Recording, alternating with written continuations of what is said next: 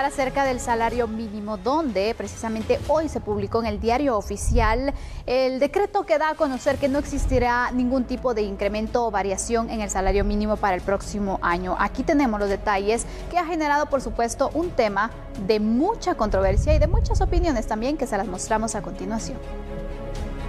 El señor presidente Jimmy Morales los últimos 2 años ha aplicado criterios técnicos para la fijación del salario y ha aplicado la fórmula propuesta en su momento por OIT y adoptada por Pronacom. Esta fórmula, pues los últimos 2 años, al final se adoptó un aumento del 5.8 y otro del 3.75%. Este año, además de tomar en cuenta los mismos criterios que se aplican en la fórmula, se tomaron en cuenta otras variables macroeconómicas del país. Como es de conocimiento de muchos, existe actualmente un estancamiento en la economía guatemalteca, a pesar que hay un crecimiento, el crecimiento ha disminuido y hay varios sectores que incluso presentan un decrecimiento en sus actividades.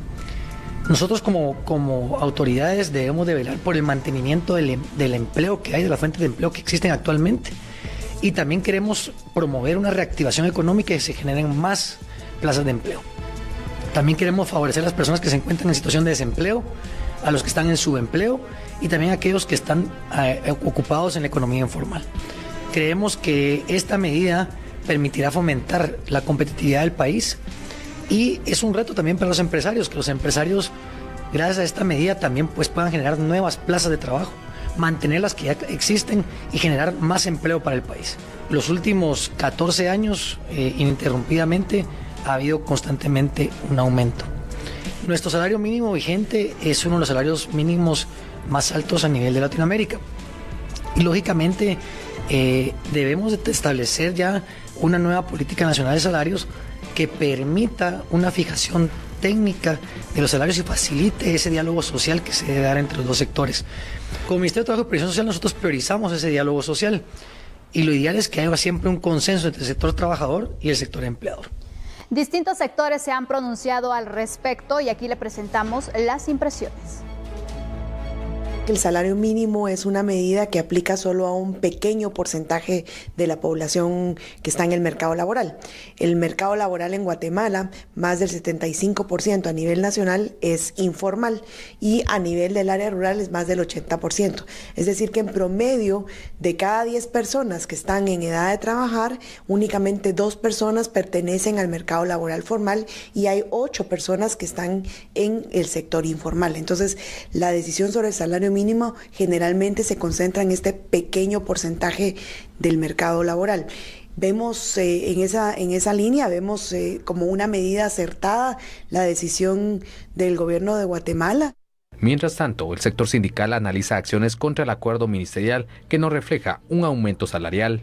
A la clase trabajadora hay que darle capacidad de compra, capacidad en el poder adquisitivo del salario, para mover la economía hay que darle mayor capacidad de compra a los guatemaltecos y eso va a generar también réditos para el sector productivo, para el sector comercial, sector empresarial. Entonces ya a principios del próximo año se harán los estudios necesarios para ver qué acciones legales o políticos se van a establecer a partir de que la dirigencia sindical hará su análisis respectivo a través también de sus asesores.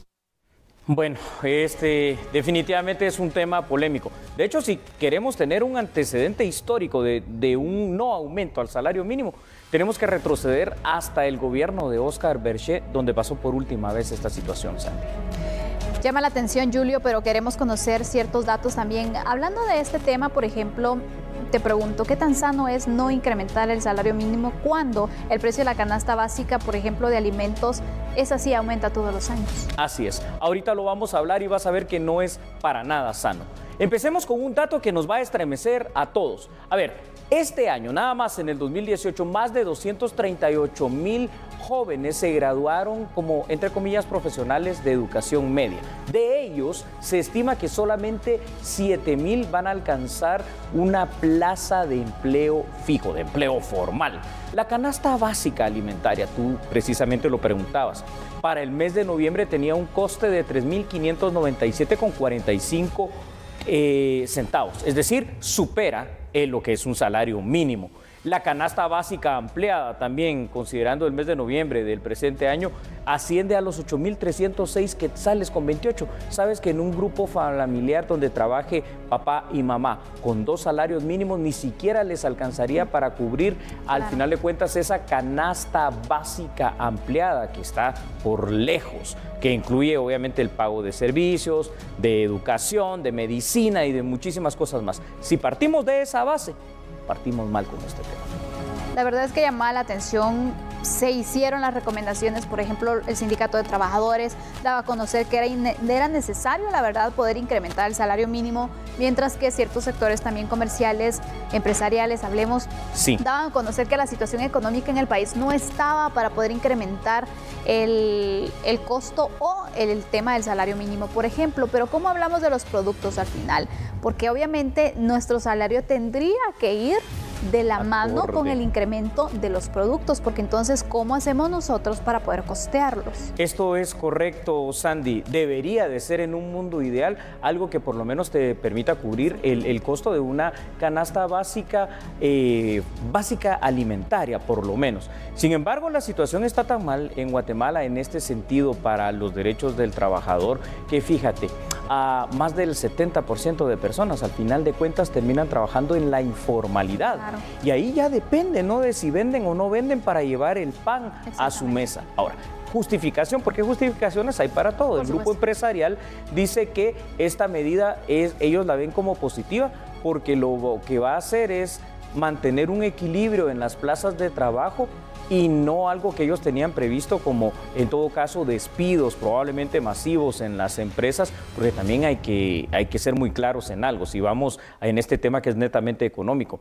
Si tenemos una inflación de 2.5 aproximadamente al año y un crecimiento económico del 3%, estamos realmente parejos, ¿verdad? No crecemos en lo económico, no producimos más trabajo, no hay más inversión de empresas, ni hay empresas extranjeras que quieran venir a fomentar estas creaciones de nuevas plazas de empleo. Por supuesto, Julio, mira, lamentablemente o como sea, la verdad es que hay opiniones encontradas en este tema, pero la decisión ya está tomada, ya no se puede hacer nada. Está bajo ley, el próximo año no tenemos ninguna variación en el salario mínimo.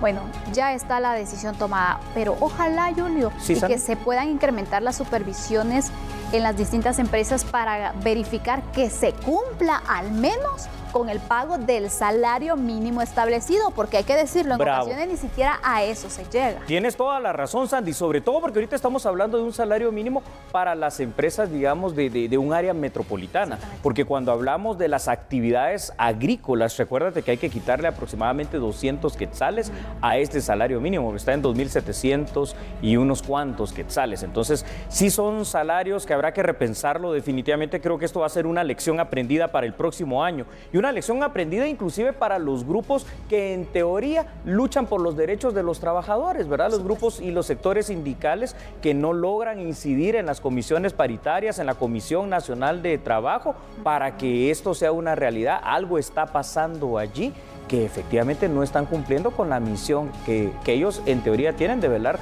por el derecho de los trabajadores. Mira, hablábamos hace unos días de cómo estaba el panorama con diferentes sectores, por ejemplo, hablábamos del magisterio, donde se les han dado diferentes beneficios, ¿verdad? Correcto. Y hablábamos que posiblemente el año podía iniciar sin manifestaciones, pero yo no puedo decir nada ahora con el sector laboral, por ejemplo, los sindicatos de trabajadores que puedan iniciar con algún tipo de marcha o algún tipo de movimiento por este tema que se ha dado a conocer durante esta mañana. Es muy probable, porque si bien cómo costó encontrar esa paz, llamémosle así, con el sector magisterial, costó también muchísimo encontrar un acuerdo y llegar a los consensos con el sector de los médicos. Ahora esto definitivamente pues ha venido a caer, hay que decirlo claramente, como un balde de agua fría en el sector pues sindical y en el sector laboral, definitivamente. ¿Me permites compartir más datos para ver la otra parte, no? Claro. Siempre toda moneda tiene dos caras. En el diario oficial el día de hoy se expusieron como razones por parte del Poder Ejecutivo que se tomó en cuenta la situación económica del país y de los distintos sectores productivos. A su vez se afirmó que el número de trabajadores guatemaltecos que cuentan con un empleo formal y digno ha ido disminuyendo y que lo que ha aumentado precisamente es el número de personas en el sector informal, en el subempleo o lo que es peor, en el desempleo. También se afirma que la medida tomada lo que busca es crear mejores condiciones de generación de empleo formal y apoyar el aumento de la competitividad en las empresas para desarrollar una mayor inversión nacional y extranjera.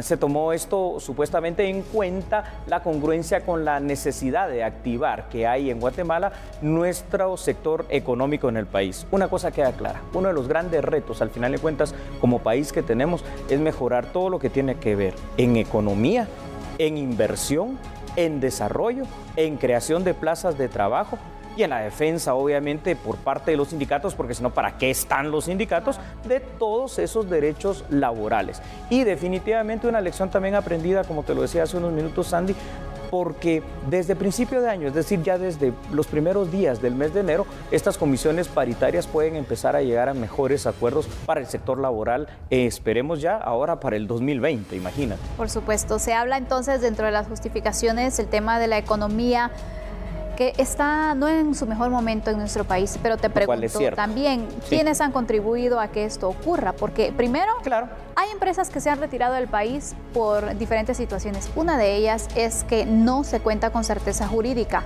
Lo han dicho en informes empresariales. Entonces, ¿de quién es la culpa al final? ¿No está funcionando todo el aparato del Estado para poder crear esas condiciones? Es cierto, no está esa certeza jurídica y tampoco están las condiciones de seguridad óptimas y adecuadas para que las grandes empresas extranjeras vengan a Guatemala y volteen sus ojos para vernos como un lugar donde ellos van a invertir, obviamente creando plazas de empleo y de trabajo, y después hay que decirlo también, decisiones. Y perdón, otra vez, como las que se tomaron durante este año en la Corte de Constitucionalidad, que se tardaron casi un año para resolver si se reactivaba o no el trabajo en una empresa, que por cierto era una empresa minera, que vienen a crear una situación, desincentivar precisamente a estos sectores empresariales extranjeros que vienen a invertir en el país.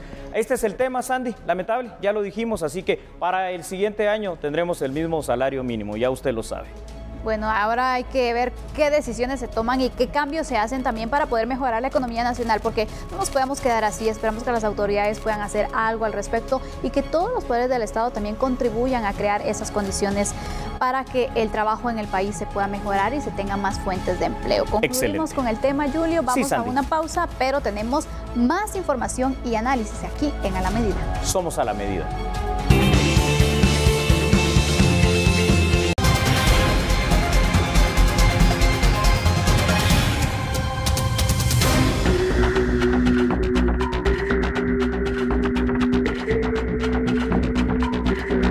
Agradecemos por continuar con nosotros. Hablemos acerca de las deportaciones. Más de 51,000 connacionales fueron retornados a nuestro país por la vía aérea en los Estados Unidos durante este año. Aunque no lograron alcanzar el famoso sueño americano, dan gracias al Creador por volver al país con vida.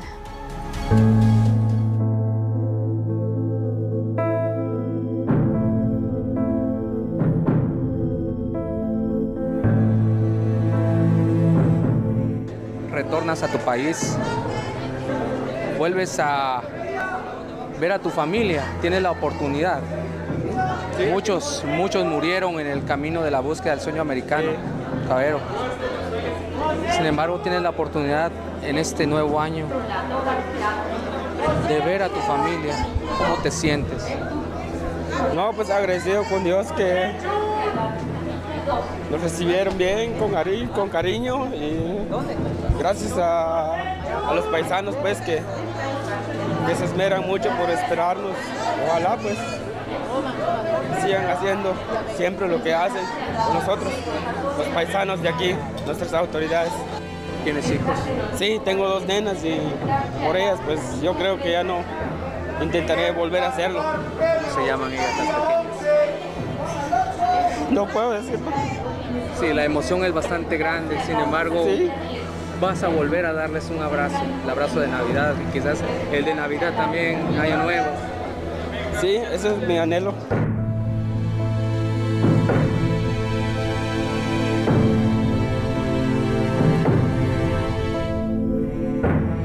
Este fue parte del relato de Diego Antonio, que tendrá la fortuna de abrazar nuevamente a sus 2 hijas. Así como él, otros agradecieron al Creador de retornar con vida a Guatemala. Desde anoche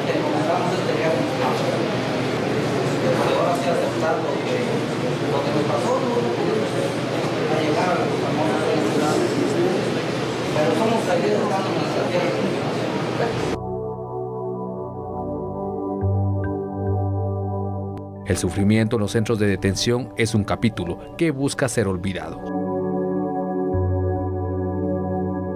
Agradecido por Dios y que hemos regresado bien a nuestro país. ¿Cómo fue el trato allá en los Estados Unidos? Cuando muy bien lo agarran a uno, lo detienen, pues le dan maltrato, quiera o no, pues así serán las leyes, porque también entran muchos guatemaltecos, ahí lo tiran a uno en el piso, le dan un aluminio para taparse y lo andan levantando a cada ratito, no duerme uno por las noches que se mantiene ahí. ¿Cuánto tiempo estuvo allá en los Estados Unidos? Yo estuve 3 noches y 2 días. Nos trataron, no sé, como algo mal, la comida, pues, solo eso. ¿Desde dónde eres originario? De Petén. De Petén, un largo viaje ahora en la búsqueda de tu hogar. Sí, está largo, pero gracias a Dios vamos a llegar. ¿Hacen un proceso de revisión ahí en los centros de detención? Sí, así. Vemos que acá tú tienes una cola, pero está hecha con un pedacito de plástico. Sí, no nos dejan tener nada, no nos dejan tener correas, no colas o ligas, nada. Claro, ¿y cómo te sientes nuevamente? ¿Vas a ver a tu familia un año nuevo? Pues esperabas llevarles un apoyo económico, no se pudo, pero tienes la fortuna de estar con ellos. Sí, eso es lo que me tranquiliza y pues me alegra porque voy a estar nuevamente con mi familia y con mis hijos.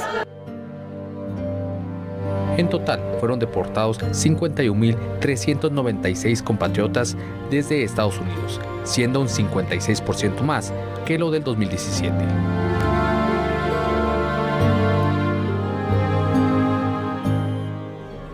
¿Qué le podemos decir? Desgarradores esos relatos. Y como las imágenes valen más que 1000 palabras, ver llorar así a los connacionales por esa situación tan difícil realmente es algo muy complicado. La situación económica del país hace que muchos connacionales decidan migrar de manera ilegal hacia los Estados Unidos de América. Para ello, ¿qué es lo que hacen? Venden las pocas pertenencias que tengan, hacen préstamos, se endeudan con familiares o con algunas otras personas, solamente asumiendo que lograrán pagar esos compromisos cuando ya empiecen a trabajar en la Unión Americana. Sin embargo, la dura realidad es que al momento de ser deportados, su situación personal y obviamente su situación económica, si ya antes era mala, ahora es peor. ¿Por qué? Porque estas situaciones lo único que le generan, aparte de ese sufrimiento, son deudas adicionales que no puede pagar. Y es por ello que el futuro de los deportados, por simple cuestión estadística y simple cuestión económica, es simple y sencillamente intentar volver a emprender esa odisea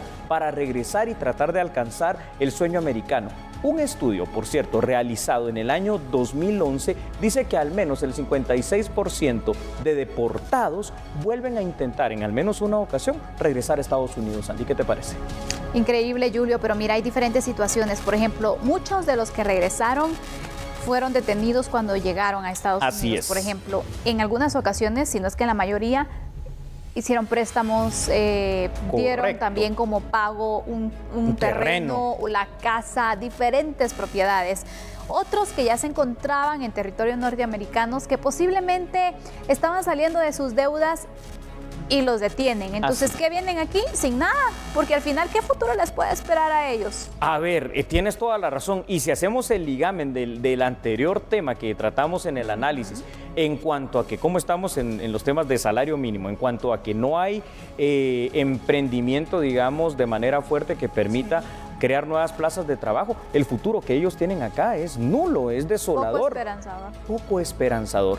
Y entonces después nos preguntamos, ¿y por qué todos estos tan altos índices de violencia? Bueno, aquí empezamos a encontrar explicaciones de razones que son estrictamente sociales en un tejido social tan desgarrado, tan lastimado en esta parte económica, porque estas son cuestiones económicas de nuestro querido país Guatemala, Sandy. Y aparte de eso, Julio, mira, hay varios casos en los cuales guatemaltecos se van a Estados Unidos, viven una situación de pobreza, llegan, logran pagar sus deudas, pero al final están viviendo el momento porque se acostumbran a cierto estilo de vida que luego cuando los deportan, primero tienes que comprender algo, cuando tú te vas ilegalmente a Estados Unidos, todo puede pasar.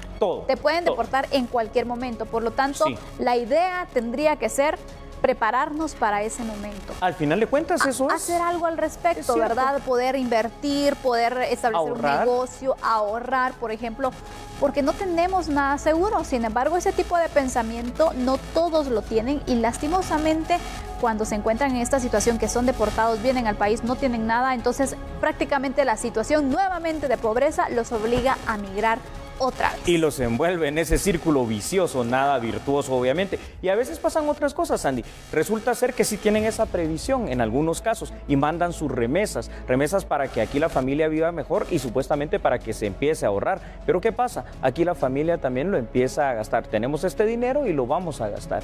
Y cuando regresan o lo deportan, mejor dicho, resulta que todo ese trabajo, todo ese tiempo, todo ese esfuerzo, todo ese sufrimiento sirvió para nada porque el dinero se fue como agua, por mucho o poco que haya sido. Es una situación por demás difícil y cuando pensábamos que no podía ser peor, porque resulta ser que los 8 años de la administración de Barack Obama en su momento habían representado estadísticamente la mayor cantidad de deportados guatemaltecos que se habían recibido, ahora en un año Donald Trump viene y lo supera.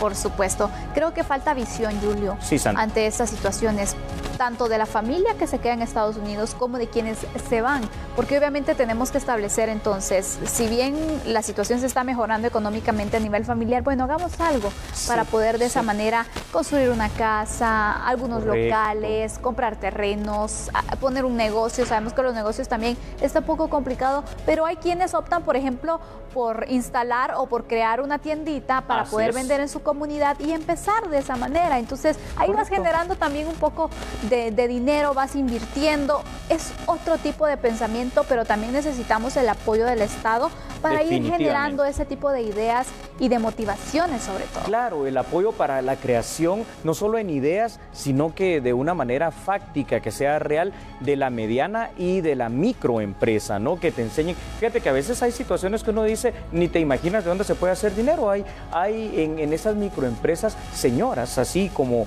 amas de casa, que lo que han hecho es con el criadero de gallinas, pero ya a nivel mayor han hecho realmente una plata. Unos últimos datos, Andy, si me permites, para concluir este tema. El presente año ha roto todos los récords históricos de connacionales deportados. A esto debemos sumarle otro tipo de problemas que durante el presente año afrontaron los migrantes, como la política que ustedes recordarán, tolerancia cero, la cual separó a los menores de sus padres. Consecuentemente, aparte de todos estos problemas, se vieron obligados a enfrentar procesos que fueron administrativos y también legales para poder recuperar la custodia de sus hijos. Y a pesar de toda esta problemática y de lo difícil que es, cada vez más personas migran, no solo de Guatemala, sino que a nivel mundial, porque la crisis de este fenómeno de las migraciones se está viendo en Europa, se está viendo en otras partes del mundo y no se le está dando una respuesta correcta y obviamente pues aquí tampoco lo estamos haciendo. Por supuesto, lamentable la situación, ojalá que se pueda cambiar ese tipo de pensamiento, que también los guatemaltecos que viajan a Estados Unidos, si ya se arriesgaron, si ya llegaron, que aprovechen la oportunidad y que hagan algo para el futuro de su familia y el de ellos mismos, ¿no? Para evitar entonces venir con las manos vacías, no encontrar nada y obligarlos a regresar porque no existen tampoco las condiciones en el país. Correcto, como me quedo con lo que tú dijiste, preparando todo eso que dijiste para el momento en que los deporten, porque básicamente eso es lo que tendrían que estar esperando, ¿verdad? Por supuesto. Finalizamos el tema. Finalizamos, pero vamos a conocer otras noticias siempre en el carácter económico. Por cierto, hablando acerca de la generación de empleo, el registro mercantil reportó que más de 2.000 empresas cerraron sus operaciones durante este año.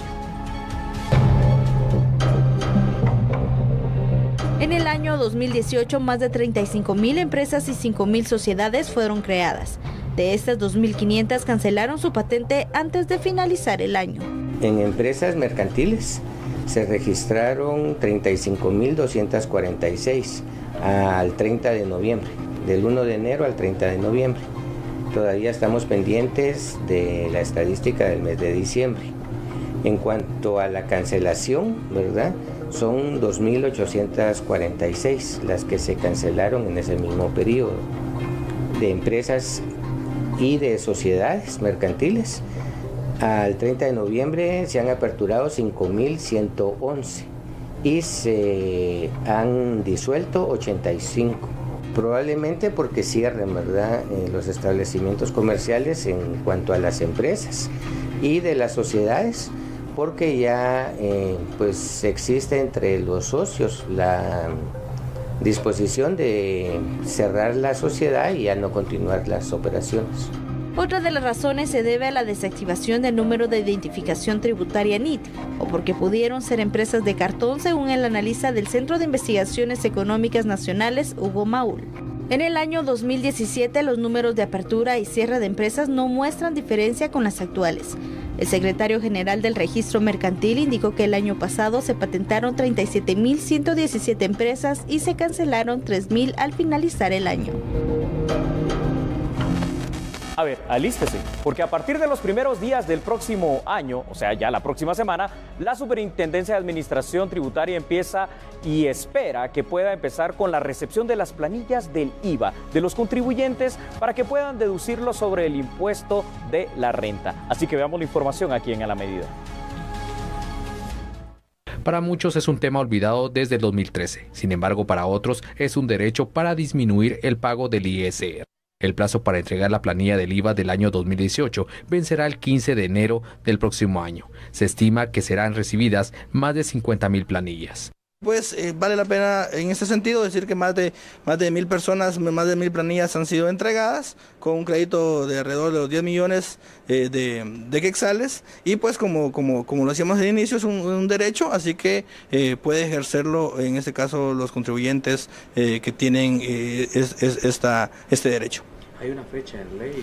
Sí, efectivamente hay una fecha en ley, el 15 de enero debe estar, es el límite máximo para poder hacer la presentación de las planillas y pues en los últimos 3 años alrededor de los 50.000 planillas han sido entregadas, así que esperamos un comportamiento muy similar para este año, pues estos siguientes 2 semanas son los días claves para entregar la entrega de la planilla correspondiente. Sin embargo, usted deberá de presentar facturas autorizadas y legalmente emitidas que estén a nombre del contribuyente por gastos personales, pero no gastos familiares o de otras personas. Y en cuanto a las facturas específicamente, pues que deben ser de facturas relacionadas a su giro de negocio, pueden ser o de donde están escritos, de donde están trabajando, de su actividad económica, también pueden ser facturas de su familia, de su núcleo familiar, pero sí la recomendación es no incluir aquellas facturas que realmente no están vinculadas absolutamente a su actividad económica,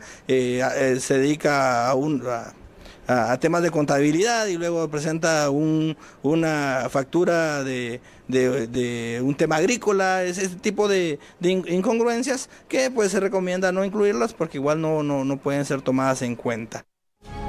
Concluimos con la información en este bloque informativo, pero tenemos más detalles después de la pausa. Un gran tema polémico, ya lo verá usted. Somos A la Medida.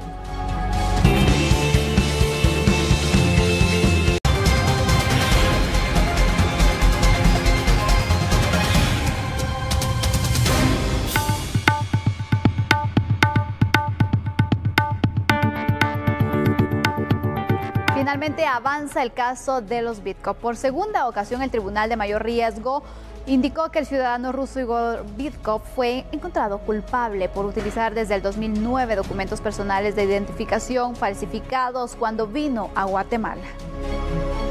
Los integrantes del Tribunal de Mayor Riesgo Grupo D encontraron culpable al ciudadano ruso Igor Bitkop en la utilización de documentos falsificados y nombres registrados en diferentes entidades, imponiéndole una pena de 7 años de prisión. Por lo que debe imponérsele la pena de 5 años de prisión por el delito de supresión y alteración de estado civil y la pena de 2 años de prisión, la que se suspende condicionalmente por el plazo de 3 años por el delito de uso de documento falsificado. Pena de prisión que una vez cumplida deberá ser expulsado a su país de origen. Sin embargo, habiéndose probado que el acusado ha solicitado ante las autoridades de migración el estatus de refugiado, no podrá ejecutarse la orden de expulsión por el juez de ejecución sin que tenga a la vista la resolución que al respecto se haya emitido sobre la petición de refugiado. En su caso, no podrá llevarse a cabo la expulsión si se acoge la calidad de refugiado. Al momento de abandonar la sala de audiencias acompañado de su familia y su equipo jurídico, Igor Bitkop insiste que es migrante y no se le podía perseguir penalmente en Guatemala. tribunal dijo que no soy migrante. Es algo cuestionable, ¿verdad? No soy migrante, dicen. No soy migrante, no cumplo algunos requisitos que debe cumplir un migrante. Bueno, es muy cuestionable para mí y claro que sí. Ustedes miren mi cara. ¿Soy migrante o no soy migrante? Si eres migrante, viene de un país como... Ok, dicen que como no soy migrante, entonces me condenaron. Pero lo importante es que sí aceptaron que la estructura criminal nunca fue investigada. El abogado Rolando Alvarado indicó que estarán impugnando la sentencia de 7 años de prisión porque consideran que no se le puede condenar a ningún año de cárcel porque en su calidad de migrante no puede ser perseguido en nuestro país. Con imágenes de Gabriel Hernández, un reporte de Hugo Morales. Pero miren, este caso también dio un giro porque los jueces del tribunal ordenaron a la Fiscalía Especial contra la Impunidad del Ministerio Público que investigue a las personas involucradas en el procedimiento, la facilitación de estos documentos. Entre estas personas se encuentra Mayra Vélez. En la sentencia, los jueces del tribunal le ordenan al Ministerio Público investigar a personas de diferentes entidades porque se logra determinar que los documentos con los cuales se identificaba la familia Bitco tenían firmas y sellos de diferentes funcionarios del Estado guatemalteco, entre estos algunos alcaldes de nuestro país. Mayra Vélez habría participado en otorgarle una cédula anómala a Anastasia Vitkova para que se convirtiera en ciudadana guatemalteca. Su firma, de hecho, aparece en el documento de la hija de Igor Bitko. Se ordena certificarlo conducente al Ministerio Público para que se proceda a la inmediata investigación en contra de las siguientes personas. A. Al alcalde municipal y secretario de la Municipalidad de Tacisco del Departamento de Santa Rosa. B. Al alcalde municipal y secretario de la Municipalidad de Guazacapán del Departamento de Santa Rosa. C. Al alcalde municipal y secretario de la Municipalidad de Villacanales del Departamento de Guatemala. D. A los funcionarios públicos de la Dirección General de Migración que intervinieron y firmaron documentos para la emisión de pasaportes a nombre del acusado Igor Bitko, y o Igor Vladimirovich Bitko, y o Leonid Zaharenko, y o Gregorio Igor Benítez García, su esposa María Irina Rodríguez Germanis y su hija Anastasia Vitkova, y específicamente a los subdirectores Golfan Janeiro Barrera Bravo y Mayra Johanna Vélez López. A los funcionarios públicos Manuel Estuardo Roldán y Telma Cecilia Leiva Ávila, viceministro de Relaciones Exteriores y directora general de la Cancillería del Estado de Guatemala, respectivamente, quienes firmaron la certificación de naturalización a nombre del acusado Leonid Zaharenko, así también en contra de cualquier otro empleado o funcionario público que a la presente fecha no haya sido investigado. El Ministerio Público abrió un expediente para iniciar a investigar al bufete Coutinho International, entidad que contactó a la familia Bitko para ofrecerles protección, ciudadanía y documentos legales para vivir en Guatemala.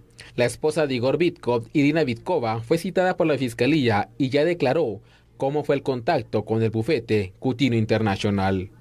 Con imágenes de Gabriel Hernández, un reporte de Hugo Morales. Antes de compartir con usted unos datos, 3 cosas hay que destacar en este caso que parece el de nunca acabar. Primero, nuevamente se sentencia a Igor Bitko. Luego, se ordena también una investigación paralela en contra de unos alcaldes de municipios específicos. Pero algo que también hay que destacar es la investigación que ordenó el Tribunal de Sentencia en contra de la quien fue exsecretaria general del Ministerio Público. Me refiero a Mayra Vélez, porque ella en su momento autorizó la entrada precisamente y la facilitación de estos documentos, según lo da a entender el Tribunal de Sentencia, en este caso de los Bitkov, cuando fungía como funcionaria en migración. Así que con estas situaciones empecemos a hacer el análisis, ¿te parece, Sandy? Muy bien. Muy bien. Igor Bitko, por segunda vez, enfrenta a la justicia guatemalteca y por segunda vez también es condenado. Fue sentenciado, sabemos en esta ocasión, a 2 años por uso de documentos falsificados y a 5 años por supresión y alteración de estado civil. Absuelto también fue por usurpación de estado civil. Ahora, su expulsión de Guatemala quedó en suspenso porque ya vamos a explicar esto con Santi, cómo es. La defensa afirmó que interpondrán una apelación especial. Ojo, pero al final de cuentas sucede que Igor Bitko, aún siendo condenado en segunda ocasión, que se celebra este juicio, a criterio del Tribunal de Sentencia no se logró pues probar fehacientemente por parte de la defensa técnica el hecho de que primero tiene la condición de migrante y segundo la condición de refugiado. Y entonces en esta situación está la cuestión jurídica de los Bitkov.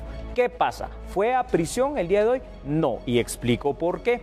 La sentencia no es firme, apenas es una sentencia de primera instancia y como estaba gozando de una medida sustitutiva que es la de arresto domiciliar, el Tribunal de Sentencia, como no es todavía una sentencia firme que se esté ejecutoriando, decidió todavía otorgarle, pues porque lo pudo haber quitado también, esa medida sustitutiva o alternativa temporalmente. ¿Qué esperará en este caso? Seguramente en el plazo establecido por la ley, que es de 30 días hábiles, la defensa técnica de Igor Bitkov va a presentar lo que se conoce como apelación especial. Y por segunda vez, Sandy y televidentes de A la Medida, pues va a pasar a la evaluación de lo que es una sala de apelaciones y probablemente, seguramente también otra vez algún recurso de amparo para tratar de determinar y probar con una sentencia más fehaciente el hecho de que se violó una convención como es la Convención de Palermo en situación de migrante y de refugiado. Entonces, ¿ves las nuevas aristas que tiene este caso, Sandy? La verdad que sí. ¿Cómo le dio un giro sobre todo este tema de solicitar, investigar a las personas involucradas? Porque hablábamos en otros programas, Julio, de que cómo era posible que únicamente se investigara, se procesara a las víctimas, porque hablemos entonces, los Bitkov prácticamente son víctimas de esta estructura. ¿Y qué pasa entonces con quienes autorizaron la documentación, quienes tramitaron también lo mismo? Porque me imagino que ellos recibieron un pago, obviamente, y bueno, ¿qué pasó al final? Aquí vemos cómo el caso pues se está profundizando y la verdad que lo veo muy positivo. Si aparecen ciertas firmas, se tiene que investigar, ¿no? Es correcto, y por eso creo que es de destacar en esa parte, fuera que es cuestionable por el cumplimiento de la Convención de Palermo, la condena nuevamente al ciudadano ruso Bitkov, es también de destacar lo que tú dices. Se ordena investigar a 2 alcaldes y eso es bueno, ¿no? Porque en su municipio fue donde pasaron estas situaciones. O sea que algo tuvo que haber pasado allí, no hubo controles. Pero también se ordena investigar, como lo escuchamos de los propios jueces vocales del tribunal, en este caso de sentencia, a Mayra Vélez, porque aparece su firma autorizando el extender estos documentos con los cuales los Bitkov están acá. Entonces, ahora ya hay más cuestiones, porque resulta que hay personas que facilitaron esta situación, pero hay una gran deuda pendiente todavía, y las grandes cabezas transnacionales de esta mafia rusa no están todavía. Por supuesto, en un reportaje lanzamos entonces todos esos detalles donde se ubican personas, se dan nombres incluso, y no vemos que se pueda hacer algo al respecto. Pero tú tienes más datos, Julio. Sí, Sandy, permíteme por favor compartirlos contigo y con nuestra audiencia. A pesar de la condena, dijimos, Igor Bitkov va a seguir gozando, al menos por un tiempo, de la medida de arresto domiciliario. Esto mientras la sentencia no esté plenamente firme. Recordemos que la sentencia de primera instancia es susceptible de muchas cosas. Primero, de una apelación especial ante una sala, y segundo también, en todo caso, si ahí es nuevamente condenado, es ratificado este fallo judicial del Tribunal de Sentencia del día de hoy, pasaría a una casación, fuera de que se pueden interponer todo tipo de recursos como los amparos también. Destaco entonces una cosa en este tema, Sandy. No sé si es bueno, al final de cuentas, para el sistema de justicia, algo que tú dijiste, que lo dijiste con toda la propiedad, que se esté en todo caso judicializando y condenando a las víctimas de este tipo de hechos. Pero lo que sí es bueno es que se ordene la investigación de otras personas involucradas en esta situación. Y ahí pues resalta definitivamente el nombre de Mayra Vélez. Por supuesto, para que estos casos no se sigan dando y para que también la corrupción no llegue a las instituciones públicas, por ejemplo. Es correcto. Más o menos año y medio le quedaría entonces por cumplir a Igor Bitkov de esta sentencia que se le ha otorgado. ¿Cuál es el panorama que él tiene? ¿Puede pagar algún tipo de sanción para poder salir libre? ¿Cuál es el panorama legal que le esperaría a él?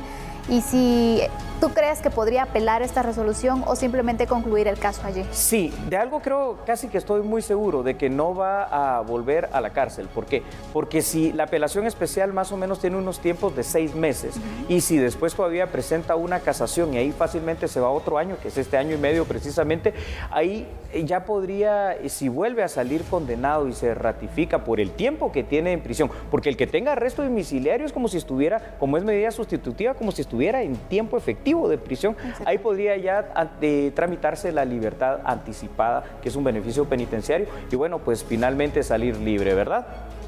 Muy bien, Julio, concluimos con este tema. Entonces estaremos pendientes de qué pasa finalmente para poder también conocer un poco acerca de la investigación que se ha ordenado. De los nuevos involucrados. Exactamente. Vamos a conocer otras noticias en este momento.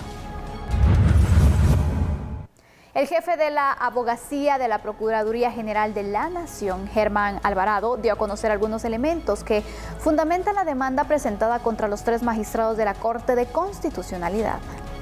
Lo que se hace en una denuncia única y exclusivamente es acompañar lo que son indicios razonables. En este caso son las resoluciones que se han emitido en contra, podríamos decir, del Estado de Guatemala, en resoluciones de amparos que favorecen precisamente otorgando los permisos, visas, etcétera, etcétera, a la Comisión Internacional. Que se estima del análisis de los documentos que se tuvieron a la vista, se estima que existen esos ilícitos penales que pueden ser constitutivos de uno o de varios delitos.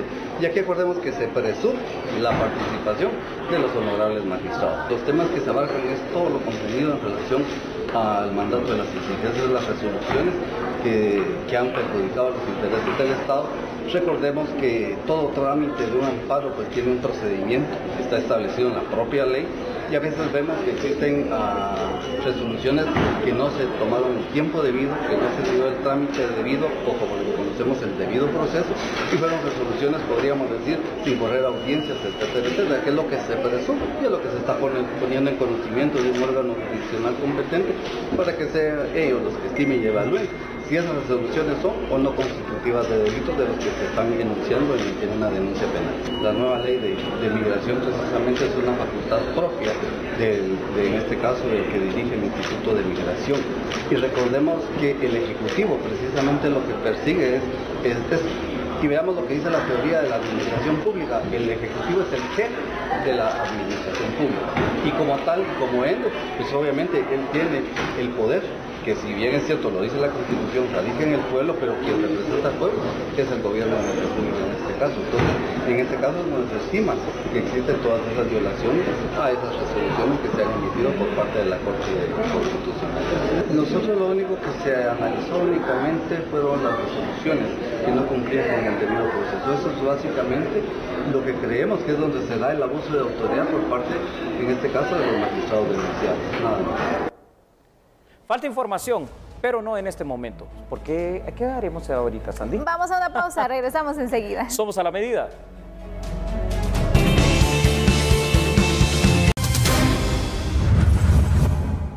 Muchas gracias por continuar en sintonía de A la Medida. 186 mujeres se encuentran desaparecidas hasta este momento, según los datos de la alerta Isabel Claudina. Veamos la información en A la Medida.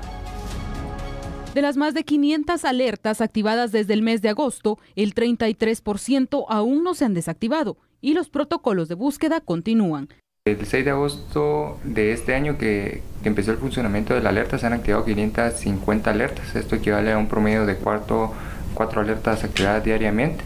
De estas se ha activado el 34%, que equivale a 364 alertas, y 186 alertas siguen activas. La más alta incidencia es en el departamento de Guatemala, que el departamento de Guatemala registra 254 alertas activadas. En segundo lugar está Quetzaltenango con 31 alertas activadas. Entonces, como vemos, la diferencia entre el primer y segundo puesto es bastante. Al momento de localizar a la mujer, si se establece que fue víctima de algún delito, se traslada el caso a la fiscalía correspondiente para continuar con la investigación posterior a la desactivación de la alerta. De esta forma finalizamos. Queremos agradecerle a usted por acompañarnos desde que iniciamos el proyecto de A la Medida este año, que fue el año de verdad de los cambios en TN Todo Noticias. Agregamos el análisis de la información y le queremos agradecer a usted por su fiel preferencia. Desearles un excelente año nuevo. Julio, nuestro último programa del año. Tienes toda la razón, Sandy, y yo me uno a ese saludo, a ese agradecimiento. Gracias por la fiel sintonía. Recuerde que lo esperamos el otro año, un año por demás importante para Guatemala, un año electoral y con muchos sucesos.